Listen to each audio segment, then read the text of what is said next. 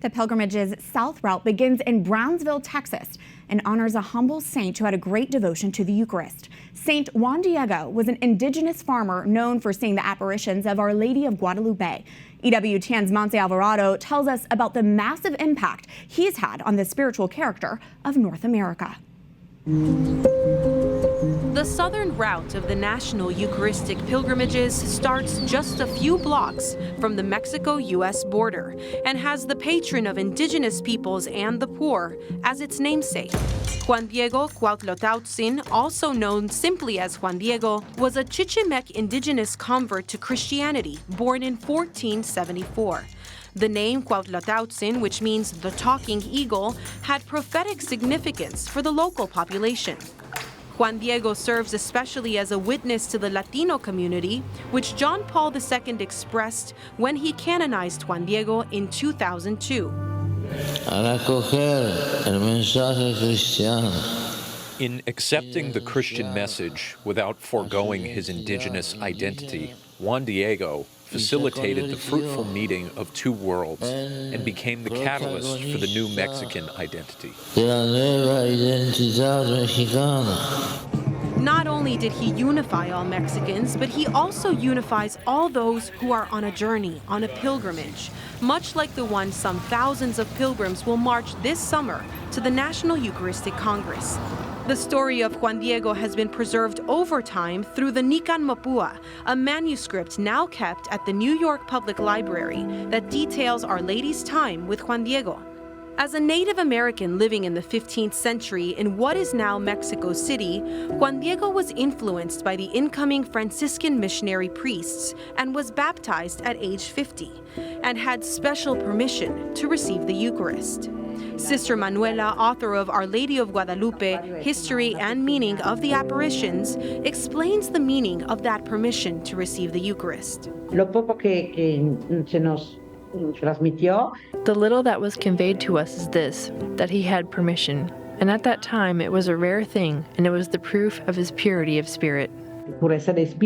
On one of his pilgrimages in 1531, the Blessed Virgin Mary appeared to Juan Diego on a hill and told him, "Go to the residence of the Bishop of Mexico, and you will tell him how I am sending you, so that you may reveal to him that I very much want him to build me a house here, to erect a temple for me on the plain. It is very necessary that you, personally, go and plead that my wish become a reality." Juan Diego did as he was told, but the bishop didn't believe him and asked for a sign to prove that what he said was true.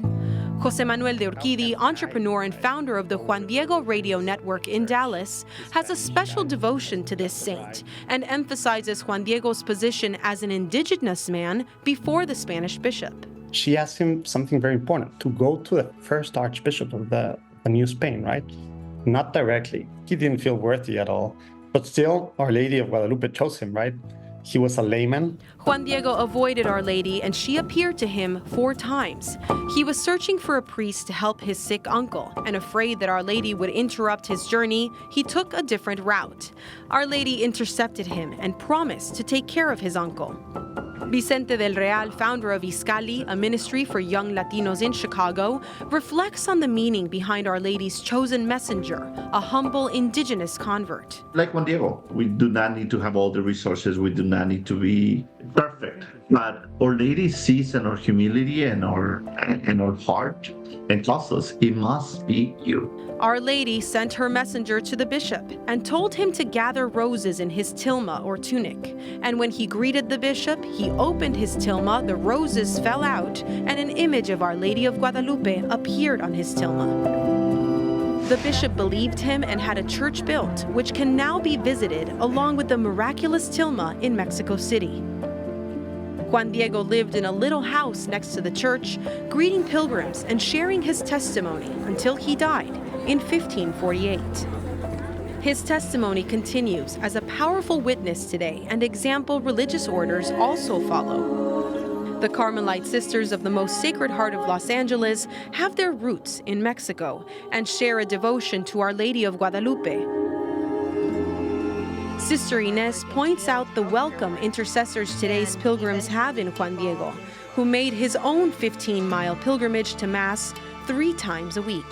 I think of Juan Diego and I think of the whole, the people of Mexico during those years of when Our Lady appeared. And they were a people on a journey. They knew that they hadn't arrived. And, you know, I think of even this, it's a pilgrimage. And pilgrimages remind us that we're going somewhere. Across cultures and across class lines, Juan Diego reminds us of the role of the laity in collaborating with the bishops in uniting for this Eucharistic revival. Holy Mary, Mother of God. Montse Alvarado reporting for EWTN.